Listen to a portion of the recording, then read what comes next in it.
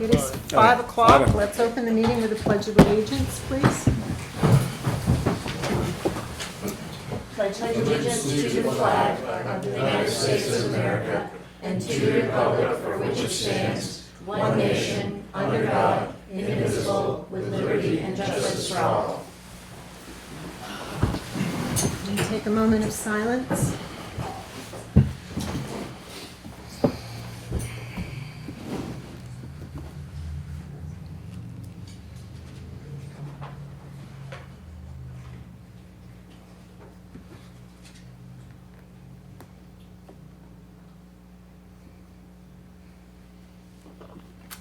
Thank you. Select board appointments. We need the election of the chair, the vice chair, the planning board ex officio, the Lakeway school representative, and the CIP representative. So I'll entertain a motion for the election of the chair. I make a motion that Linda is back to the chair position. Do I have a second? I'll second that.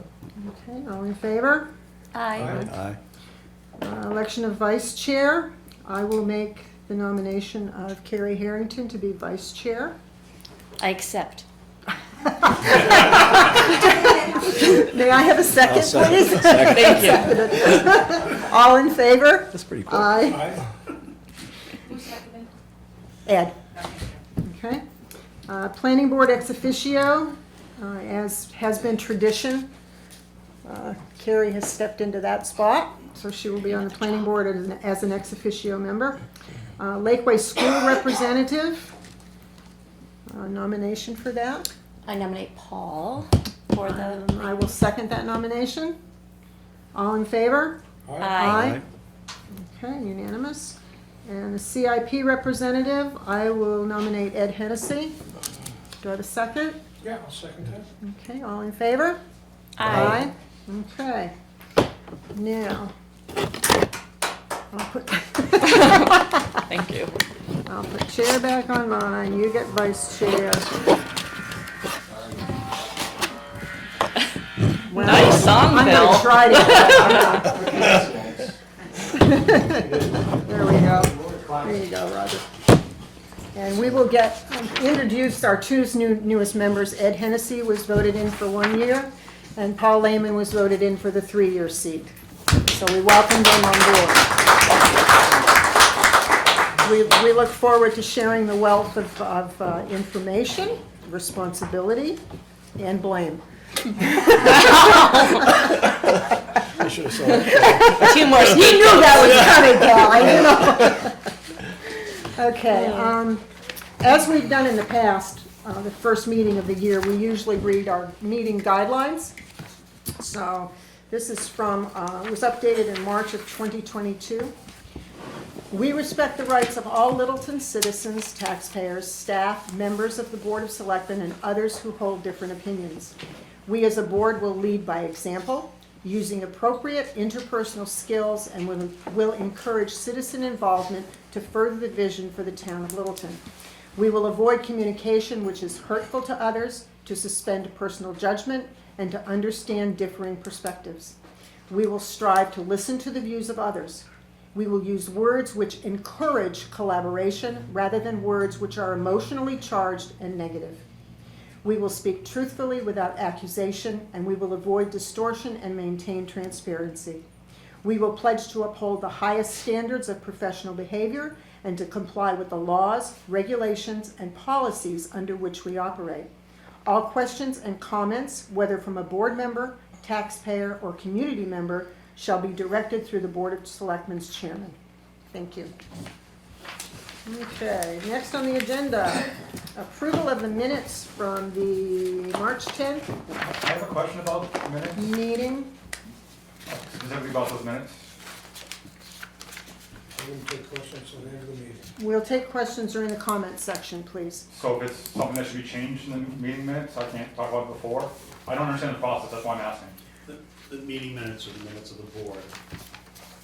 Right, from last March From the 10th. board. For the board's minutes, they reviewed them, and they just approved them. They're not, they're a public record for this board. Okay, is there a way for me to change them if there's? There's not. Oh, huh. Okay, thank you. We actually need to accept them though. Yes. So, We have the minutes from the regular meeting on 3:10 and the work session minutes from 3:14. I've been over the minutes on 3:10, Mm-hmm. and I make a motion to approve those minutes. Do I have a second? I'll second it. We weren't there. Oh, that's right, I Yeah. wasn't there, but is it making a difference? Well, you read them. You can I've second, read you Yeah. just probably should abstain from the vote to approve. Okay. There is a typo in there, don't that correct it? What page? Numerical, we Page just, 3, I believe. It's not a typo, it's an omission. On page 3, the first major paragraph, the last sentence, We should, gosh. it should not be the obligation because, shouldn't that be obligation of somebody? Should be the obligation. I do not know. It should not be the obligation because someone wants to talk. It should not be Yeah, it could be worded. of the board. Could be worded differently, yeah. Well, it's gonna be Yeah, you're a obligation. point. Who's the obligation of? He's got a point. Okay. You want to hold off on these minutes then until the next meeting, and we'll have Vicky figure out the rewording? You want to, Yeah. Roger, you want to? Yeah, we could do, I mean, I understood what it, Yeah, I knew Yeah, what the, I what they, I yeah. understood what it meant, but I understand. It could be Ed's- maybe written, technical. yeah, Yeah, grammatically it's not exactly. Yeah, okay. okay, No, we'll hold off on that one. all right. Okay, the work session on the 10th. I will make a motion with, on the 14th, the work session to approve the minutes as written. Yeah, second. Okay, all in favor? Aye. Aye. 3 of us said aye. Okay. Town manager. All right. So one of the first things I have to report is financial update for our February 2025 general fund report. So I'm pleased to report that as of February the 28th, at this point in time, all of our budget lines should be about 83.33% or more left to spend. And everything is looking really good, even with all the snow and salt and overtime that's incurred for that. Those lines are all holding pretty strong. The only area that I raise for your attention is in our welfare lines. We have expended 73%. This isn't, It's normal winter. because Right. we find that the assistance as we get into the warmer months and summer months will be reduced. But it's an important note to point out that we are exceeded that normal spin rate. There are other budget line items throughout the budget for some of the newer members. Just to bring to your attention, some of these will be 100% expended. Those are typically your lines where there's a software license that renews very early in the fiscal year, and we pay 100%. Right. A lot of our insurance policies, property liability, workers' comp, those are required to be paid upfront 100%. And we also make quarterly payments to the cemetery and library lines. So those are paid out in quarterly installments throughout the year. So looking at the February statements, you might see that the spin rate on cemetery library is a little higher.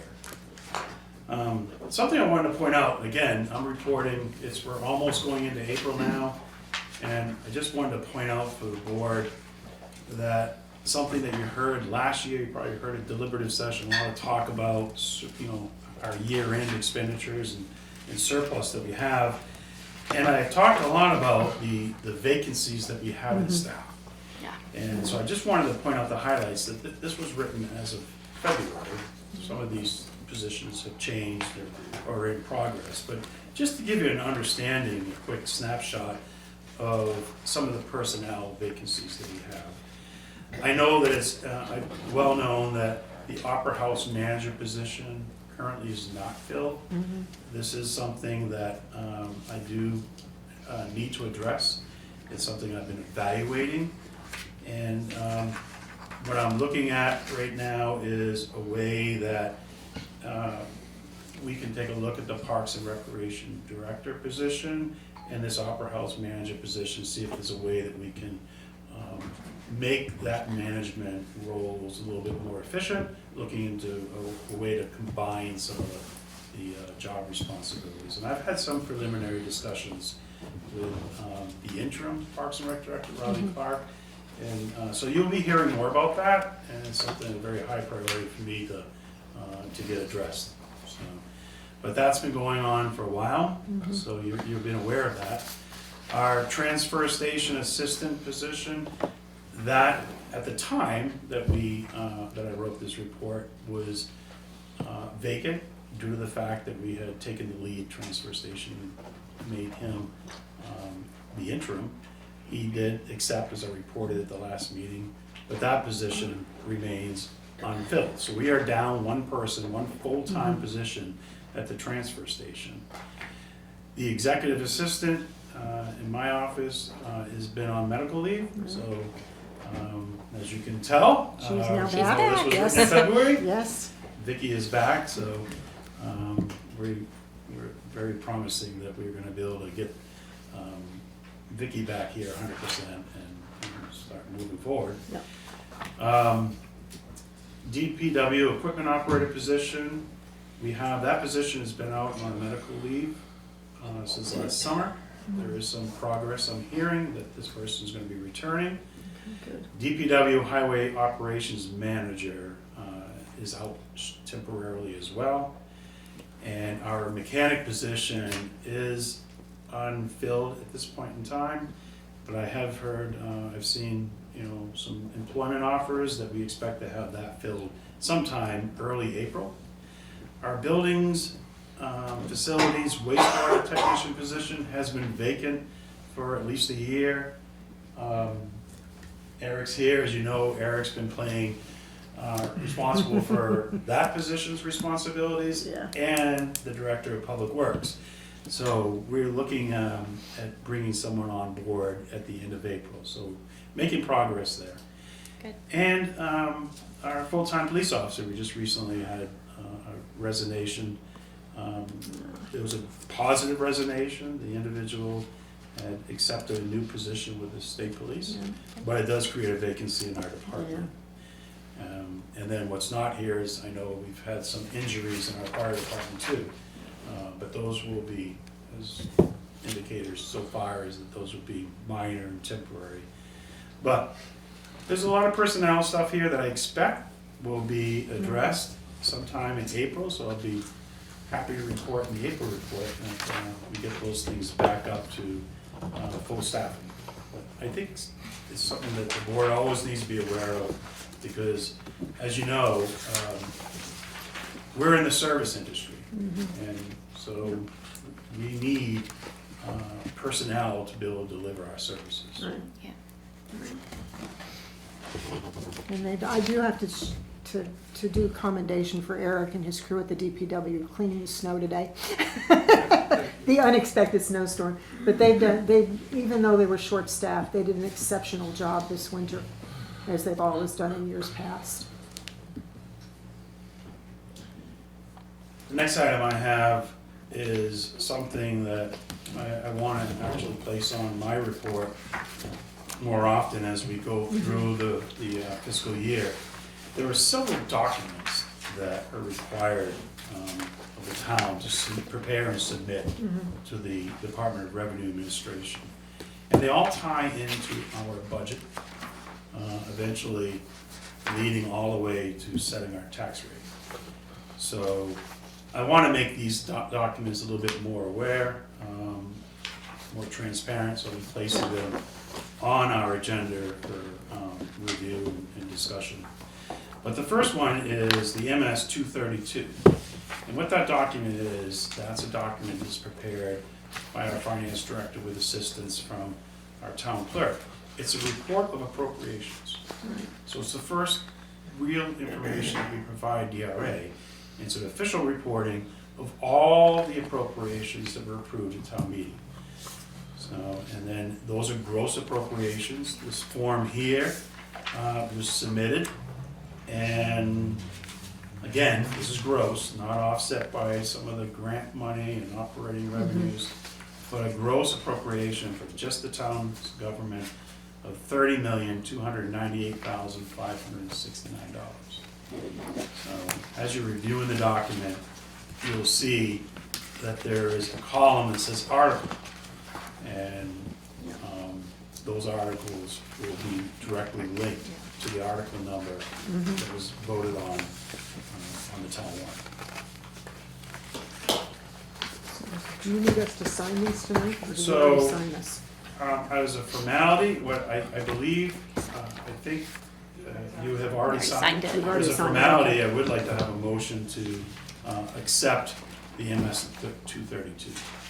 I'll entertain a motion to accept MS 232. I'll move it. Ed? Okay, second? I'll second. Okay, all in favor? Aye. Thank you. Another item that's on the agenda here in my report is at our last meeting during public comment, we had a citizen, Mr. Rust, who submitted a petition and calling for an emergency town meeting. I had forwarded that to our legal counsel, who reviewed it, and the response back is that the petition is invalid. It did not require or obtain the 50 required signatures. At this point in time, I'll be notifying the petitioner that the petition is not accepted, it's invalid. Okay. So there will be no special meeting at this time as the petitioner had submitted.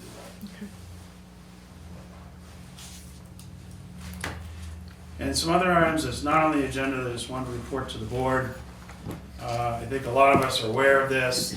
There's been some articles in newspapers and social media. Our own Chief Smith was named Citizen of the Year.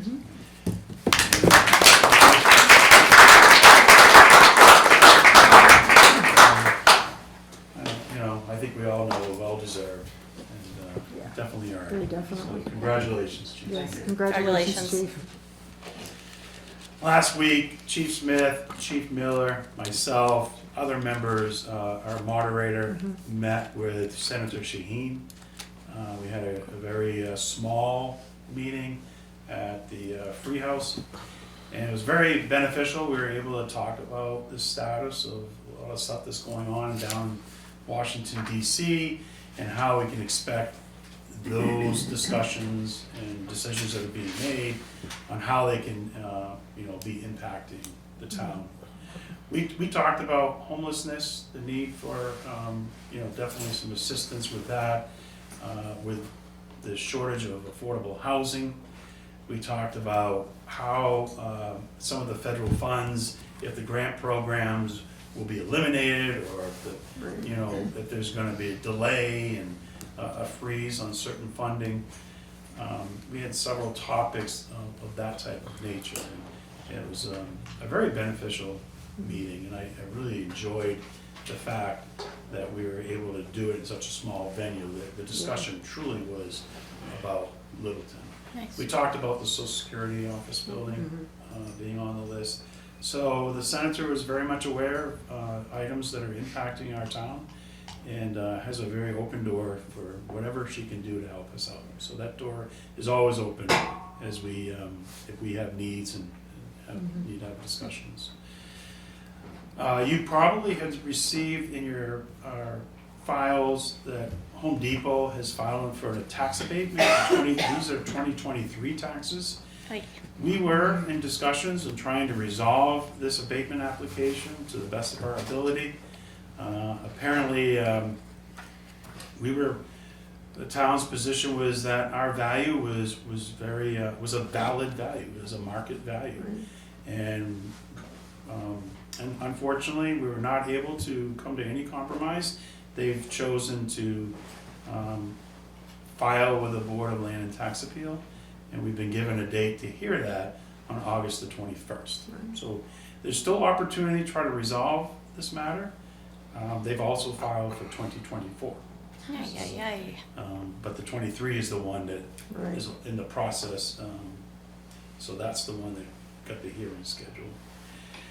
Also, Troy, what's the difference? What's the value there? their value right now, the town has an assessed value, I believe, just over 10 million. And they're saying what? And I think don't quote me, but I think we're about 3 million apart. Whoa. I thought there was 2 or 3 million difference when I looked at the numbers. And of course, the problem is we're going into an update year. Right. Oh, And, so we believe that value is gonna go from 10 million up to about 18 million. So, Yeah. so it's, and the last thing I wanted to report is that I made an executive decision, last Friday. It was not a lot of time to make this decision. I think it was made in the best interest of the town. But our director, Eric Oliver, had contacted me and informed me that he became aware of a street sweeper that was at a factory. The order had been canceled, and it was going out throughout the entire nation for any private contractors, towns and cities to grab it. So we had literally a few hours to get our hands on this. It was exactly the piece of equipment that Eric had been looking at for Yeah. specs. I think it actually exceeded some of the specs, and it came within our budget. So nice. I did authorize Eric to go ahead and secure that. The Okay. benefit of that is that we may have this sweeper in 2 to 4 weeks. Oh, wow, nice. We were very fearful of discussions about tariffs. Yeah. With this type of piece of equipment, could see the value increase Yeah. 30% in just a matter of 60 days. And on top of that, the availability of this type of equipment could be a year, year and a half, maybe even 2 years out. Yeah. So it was a great opportunity. We just had to take Yeah. take advantage of it. Yeah. And otherwise, it's something that I know Eric would have come to this board and discussed with you and gone out for a competitive process. Our purchasing policy did have a section in there that I was comfortable with, where I could exercise this sole source. So That's new, right? Not rebuilt? this will be it will be a brand new What's piece the of final equipment. price on that? Do you have it? I think the final price was $375. And what was the What article? was the article? 3, It was $375. 5. Perfect. Yeah. So it had been voted on by Yeah. the people, so We did try to get a cheaper Get 'em down. price. try Like to barter? negotiate a little bit, try to negotiate a trade-in. They absolutely did not want our street sweeper. They probably had a lot of You buyers know, I thought they might, lined up. I thought they might just take it, just the ability to maybe knock off 10,000 off the person. No. Interest in that. No. So can we use our old one for parts? Yeah, what can you do If with we the need old it. one? No? No, we have, so there Sell it. are pieces, accessories, that Okay. we, like extensions on Yeah. the hoses and stuff like that. Yeah, Those are absolutely, we'll keep those, okay, and that'll give us extra length, but yeah. And then overall, now, don't we have isn't there a website that we can To get put- rid of our old vehicles to bid, on? yeah. Okay, when Yeah. the new mechanic comes in, I want Yeah. him to go through yep, that sweeper and get a fresh eyes on it, yeah, fresh hands, it's a good idea, give me an assessment and yeah, see what we gotta do so that we can get it ready for auction. yeah. But I think it was advantageous that you did do that, number one, because of the tariffs, but number two, if we had to order that, it could have been 2 to 3 years down the road before we got it. And much The more price was- expensive, And way much more expensive, so yeah. that So was I good think- that I you, think that was a yeah, good idea. Do we need to do make a a formal motion. formal forgiveness vote on that? No, I think having it in the meeting minutes, and Yeah. I really felt confident looking at the purchasing policy that I had the authority to do that. Yeah. Yeah, when things fall in your lap like that, you have to go for it, like with the municipal Yeah. building It's, too. it's just a purchase this large is not my normal Right, Right, procedure would be working with this board. Right. but right. Given the situation. Roger, had a question? So my question is how much money did we put into that sweeper last year? The old one. Last On year, the old one? last year, the money put into it was nowhere near what it was in the previous year. Okay, with the new hopper and everything else that was put on that, all the welding that was done, and the new hopper and everything, I mean, there was it hasn't run since. So how much money did you? Intermediately, we've been having an issue with it. After the work was done, we could get an hour out of it, and then it just started to like go in limp mode or shut down. We haven't been able to figure that out since the storms last year. How old is that sweeper, the old one? 2002. It's due. Yeah. It is Yeah, but old. it's not like it's out Yeah, on a commercial set that's run every day, yeah, like Pike Industries or something like that, which was sweep before they blacktop. So, I mean, I know that we put a lot of money into it, and the guys did a lot of work in it at the shop down there, Absolutely. and I hate to throw that away. Oh, we're not going to throw it away. If you get a $5,000 bid on it and let it go, then we're throwing it away. That's my problem, that's all, you know. Right. Well, I don't, The bodies, like I said, the sweeper, the container part of it has been completely redone on the inside by George. Yep, The body is solid. It's not like it's run in the salt and it's run in the winter time. The issue is just the age of the machine. And then the fact that we got a motor that for some reason, with everybody we've consulted, the truck place on by Arrow, yep, I can't think of the name right now. Granite State. Granite State. We've also consulted with other mechanics from other towns, had them come, give us help, and like I said, I'm hoping our new mechanic can figure something out, but it's not looking good. I can't speak for what happened before I got here Yeah. last year, right, yeah. but I can tell you that I didn't just say, we're not dealing with this. You know, I've always been, let's look for solutions, not roadblocks. Okay. Okay, any other questions? No?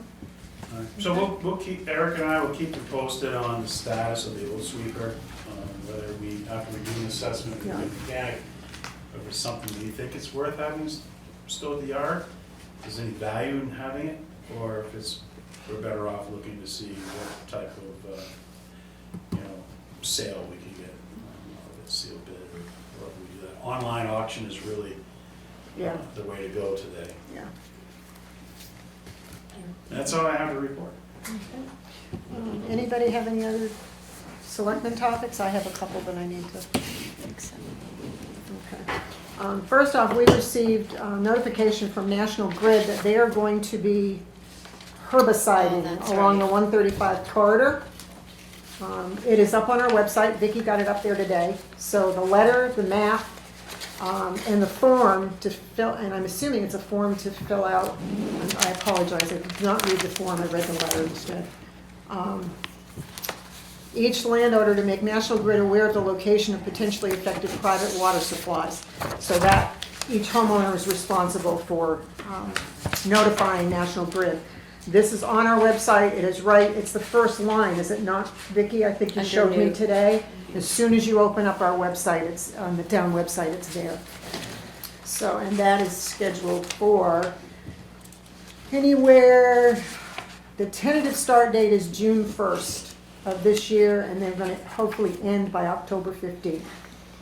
So it is on the website, the letter, all the chemicals and herbicides that they're using is on there, so if you need that, you can just go and pull that off. The other thing I wanted to bring up was the schedule for meetings for the next few months. Normally during summer months, June, July, and August, we normally have only one meeting a month. And it's always been tradition, if we need more meetings, we'll schedule them. So our next meeting is the 14th of April. Then we have one on the 28th of April. May 26th is Memorial Day, so we will probably schedule that on Tuesday instead of Monday night, if everybody's okay with that. And we will be in the Memorial Day Parade, all 5 of us. And hopefully the town manager will join us. I'll do it. Okay. Sounds like an order. Yeah, I was gonna say. We're also gonna be in. And I'm even going to be able to walk it this year. Okay. And we're sitting in a train in the Christmas parade, I've heard. Oh, Maybe, with Santa hats you can on. sit in the train. I'm not I'll getting on sit. the call. So those are the next few meeting dates. The first one in June will be June 9th, and then we will decide about the rest for June, July, and August. And we have our joint meeting with the budget Yes, committee, we school do. board April- committee. On April 17th, the quarterly budget committee meeting with the school board, the budget committee, and the select board is at 5 o'clock here in the community center. And that's all I've got. I have one thing. Yes, dear. Okay, so I've been watching this progress for the last 6 years. And one of the things that the people need to be aware of in Littleton is the overtime that we're putting out every 2 weeks. Each department, some better than others. But when you have $10,000 every 2 weeks in overtime for one department, and it's constant, then there's a problem. You know, and some guys, just so you know, I'm looking at one guy with 42 hours overtime in 2 weeks. It's an extra $1,700 in his paycheck. Somehow we gotta cut this overtime back so it's a little bit easier on the taxpayers. I know they put it in their budget, but it doesn't make it right. If any of us run a business like that, we'd be down the tubes. I just think it's something that needs to be looked at for every department. And make sure that, you know, the taxpayers are getting a fair shake. It Yeah. may be something that Linda and I were talking about, potential workshop, Yeah, work session discussions. yeah. And it might be a good discussion that we dedicate one to overtime. There's a lot of issues that drive overtime. Right. You know, you've got people that are out of workers' compensation, you've got vacation time, you've got sickness, and it is typical. The fire departments, due to the schedule, the minimum staffing they must maintain, so our ambulance and fire trucks can roll when the call comes in, that we have at least a minimum, chief's here, and you can talk to it, but of 4, at least 4, there at the station ready to respond. We're talking, these are like, you know, we're running an ambulance service. Some of the other departments, they can, right or wrong, the highway department is a great example. A storm comes, and they're out 2 or 3 people. There's nothing they can do. They don't have anyone else to call in to help fill those vacancies. So, yeah, they incur a little bit more overtime because it takes them that much longer to respond to the storm event. I know in talking with the police chief that there are certain shifts, times of the day, things that are going on in the department where they will make a determination if they need to cover a vacant shift or not. But that's all done on a individual basis, given, like I said, the schedule of the department, time of day, and everything. But I think it'd be a good, I'd like to learn more about this. And I think it'd be a good work session. Yeah. That we, as a board, meet with our department heads and talk about overtime to see if there's ways, understand why it's happening, and see if there are ways that we can reduce it. I do understand that there's one piece of this, especially for the fire department. We receive funds from Franconia for the not mutual aid, the contract we have with Franconia for the EMS. And I know that part of, our overtime number is chunked into one, but part of that is paid out of the Franconia fund. Am I correct, Chief? And part of it is paid, part of some of the PD and the fire is paid out of grant money. And to try to have our finance director differentiate what gets paid out of what, I don't know if that's doable. Oh, I So see what we you're saying. have Or this- maybe, well, wait a second, maybe there's a piece of it that she could pull out and say, okay, this is done, Through a grant. this and is done through tax credit. through their taxpayer funding, and then this is done in other funding, rather than trying to differentiate each piece of it, maybe just separate it into two. I mean, I don't even know if that's possible, Chief. Well, it broke down for us on this sheet. So the Franconia part of it. But are you looking at the total number, or are you looking at the pieces of it? Actually, the total for Franconia that they've given us for a number is 34.5 hours worth of overtime in 2 weeks. Our regular department is 191.5 hours in 2 weeks. And they've had multiple calls, 2 and 3 calls at the same time, I do know that. So, Chief, you want to Yeah, I answer can that? address a few parts of that.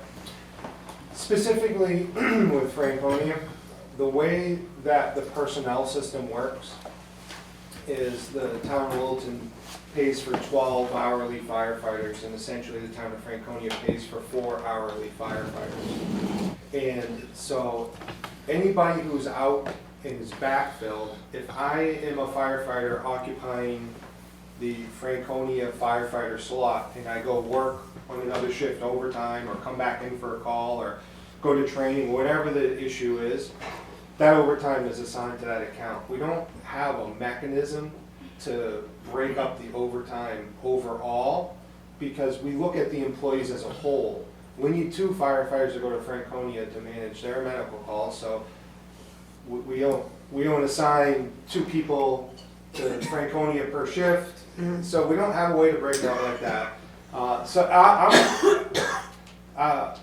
I've had some conversations within our department. I'm concerned about the workload right now. A number of things driving it. We've had a few people away on annual leave. We do have a workers' comp injury. We have a firefighter that's just been assigned, is in basic training, is in the National Guard, and we may see him in August, but I've been told anecdotally that he will go off for some additional training, and we may not see him for the rest of the year. So we still have to fill those spots. So what's not happening is that firefighter's salary that we would pay, he's not getting paid that salary. Instead, we have to pay somebody overtime. Also, in that case, his benefits have been suspended as well because he's under the full-time employment of the U.S. government. And so we're not paying those, and that breaks even on the overtime piece. What we are hoping to do is to hire a temporary employee, full-time employee, kind of fill that gap, reduce the amount of overtime, get a younger person some experience. It's not perfect, but it does reduce the overtime. It will cost about the same, but it doesn't bring the fatigue issue. So that's what we're looking to do. We're hoping this person will, they have their one last test in order to become licensed coming up in a couple days. Okay. And they pass that, and then I'll be before the town manager to do that. But I think overall, we can sit down and talk about what drives overtime within the fire department and what strategies we could employ to reduce the overtime burden. So it wasn't too many years ago when we got convinced that if we put on 2 more firefighters, it would cut the overtime way down. And we put 2 new firefighters on, and the overtime went up ever since.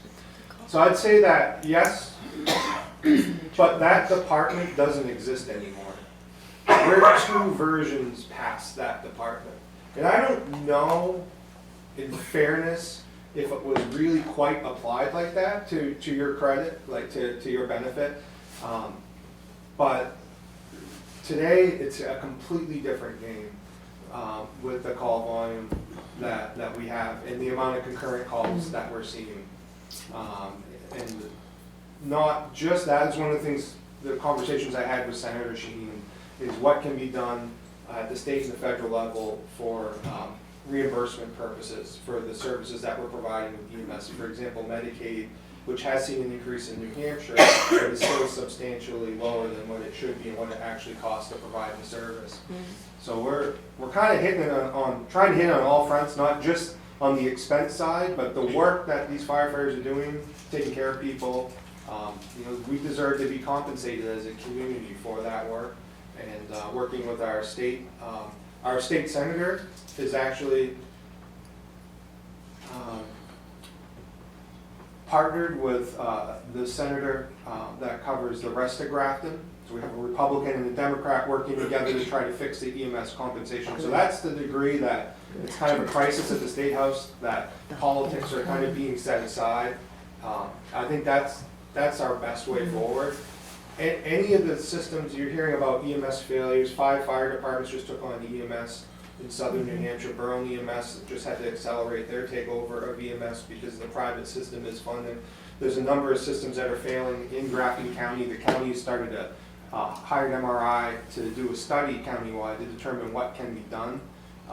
But none of those equal less people. It's a very people-oriented problem, and so the solution may be more on the revenue side of things, getting adequately compensated. But I am concerned about the number of hours being worked as well. I definitely share that concern with you, so I'm happy to get together and work together. Doesn't Franconia just pay a flat fee? If you got a fireman that's getting paid overtime, they don't cover that overtime pay, do they? So when I designed the Franconia contract, it was designed to cover a percentage of the fire department's budget when it comes to items like that. So we had 3 firefighters on shift, and we needed 4 to make sure that we could run 2 medical calls at once. And I'll tell you, the timing couldn't have been any better. While we've had both of our ambulances in Franconia, and that has happened a lot more than you might think, we've certainly had both our ambulances, all 4 firefighters engage in activities in Littleton. So I think it's definitely been mutually beneficial. So we took the cost of 4 full-time firefighters and assigned that to the Franconia contract. And we took a percentage of everything else. If they were 20% of the calls, they paid for 20% of the Band-Aids. They paid for 20% of the fuel. We just went right down through, including overhead administrative costs. It's the only contract I've seen that really digs deep. It digs really deep into all those overhead costs. And that's how we came to a number. And what's really unique about our Franconia agreement is they agreed that they needed our service, and they agreed to cover the cost. So we calculated the cost to the best of our ability. In return, Littleton said, you know what? For anything we make, though, if we make money on a call in Franconia, we're going to return that to you in the form of a credit. So if you're guaranteeing covering the costs, you can have a percentage of the revenue back. We share back 85% of the revenue. The 15% is withheld because that's the amount that we have to cover in order to get the reimbursement through our billing company, with some additional overhead costs. So it really is a unique agreement across the state, and I think it's very fair to both parties, although it is very expensive. But it's not lost on me how much the Littleton taxpayer pays for the service as well. So. Thank you. Thanks. Thanks, Chad. Did you have anything else that you wanted to ask? Or? No, you know, I get these every 2 weeks, and I'm just gonna get front with the people, and I'm gonna report on them. Yep. So we can see if we can make it better, or go from there. I think having a work session will help. I think it'll help all of us understand the nitty-gritty of what Chad has to deal with on a daily basis. In the short term, so you're getting that overtime report, you have to remember that 2 of our employees are not being paid through the normal payroll process. So there are overtime costs, but we also have savings in the regular payroll that you're not seeing because that doesn't come out on that report. Right. Thank you, Chad. Any? No? Okay. Okay, public comment section. We will have 3 minutes to comment. You want to pull up our, we do have a timer so that everybody can comment. And we would really like you to keep it to just 3 minutes. If you have any questions, we will get back to you at a future date. Okay, December? Yeah, so I checked 91-A, after Troy said there's no, you can't change meeting minutes based on what I say. And actually New Hampshire law states that it can be changed. it says to refer to town meeting agenda policies, which the Littleton meeting agenda policy does not state that residents can't make suggestions. So where Troy went out of his way to mention me 2 weeks ago, when proposing to change the meeting policy, placing further restrictions on it, I think it's rather egregious to leave my name out of the meeting minutes when he went out of his way to specifically name me. So I'd like to make sure that the recommendation, my name gets put in the meeting minutes from last meeting because he specifically named me. Also, I have a bunch of things to talk about here. The welfare director is operating on a personal phone and a personal computer. So everyone in Littleton's welfare information is now completely not safe. I know this because someone has called me from Seal's phone before asking, where is Seal? I have her phone, someone turned it in. So that's against the law.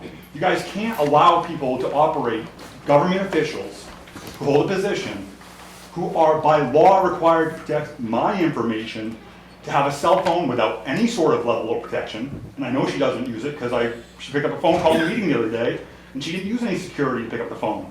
So again, that's out there. Just wanted to let you guys know that. Saturday night, I got home and someone had thrown a backpack. Someone had breached my home, had thrown a backpack in there, their phone, a bottle of booze. I didn't call the police because I still hadn't got a response from 2 months ago when I filed a report with Officer Roman about a theft in my camp. I finally got a response from her this weekend when I followed up. And she just said, well, I'm busy and this and that, and I'll get to it. I'm away for a month. So I didn't call the police that night. When I got home and found that someone had been in my home and someone had left their stuff in my home, I just grabbed it, tossed it out in the trail because it's not mine and I don't care about it. Then Sergeant Hamill shows up at my camp an hour later, calls me on my phone because they knew that someone had been down to my camp that day. They knew there was an issue and I didn't get a call. So there's this pattern of leaving me to hang out there is just growing. I mean, it's all there. So I'd really appreciate, if I could be given some consideration as I'm a resident and a taxpayer, because I spend all my money on food in this town. That gives me every right of everyone else to be taken care of. So I deserve to be told, hey, December, because I'm sitting there saying, well, where is this person? Are they going to come back tonight? I'm huddled in my tent just waiting for them to come back. Scared. So this system, whatever's going on, however the police are looking at me and saying, we're not going to help you December, this is an issue. Okay. And then the last thing is this public sanitation. I'm sorry, but this issue of not providing us with a bathroom and a dumpster. RSA 147 specifically states that the health officer of this town is responsible for sanitation issues on public land. If we are out there defecating on the public land, that is a health issue, and you are not giving us any place to go to the bathroom or to throw our trash out. If you'd like us to walk downtown and start depositing bags of human waste in these trash cans, I have no doubt they're going to be wonderful for all these tourists this summer who want to come up and down these streets and walk in and out of these businesses. So something has to be done. You are ignoring us, and this is ridiculous. You're breaking the law. It's just, you've got to help us. I mean, I'm not the only one out there. This is really unfair, and so I'd like to, please, can you get us a bathroom? Can you get us a dumpster? Get us the basic human necessities. And I know the town has money to spend on stuff because they're spending Invest New Hampshire money on town moving expenses and wiring and stuff. Okay, So, December, yeah. thank you very much. thanks. We'll take your Yeah, please do advice. something, would you? Okay, anybody else like to comment?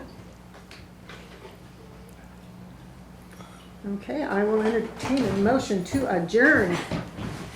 So move. So moved. Ed? Roger, second. See you next month. I was gonna say, see you next month. Thank you. Welcome aboard. You ready for the great break?